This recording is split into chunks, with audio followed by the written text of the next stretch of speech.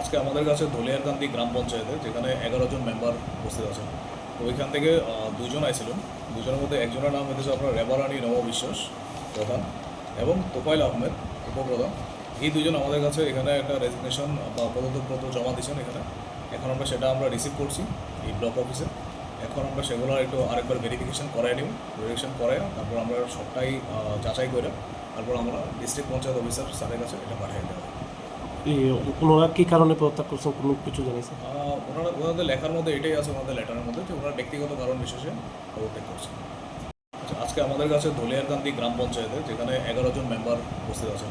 তো ওইখান থেকে দুজন আইছিলেন। দুজনের মধ্যে একজনের নাম হইতেছে আপনার রেবারানী নববিশ্বাস প্রধান এবং তোফাইল আহমেদ উপপ্রধান। এই দুজন আমাদের কাছে এখানে একটা রেজিগনেশন বা পদত্যাগপত্র জমা দিয়েছেন এখানে। এখন আমরা রিসিভ করছি এই ব্লক অফিসে। এখন আমরা সেগুলো একটু আরেকবার ভেরিফিকেশন করাই নিব।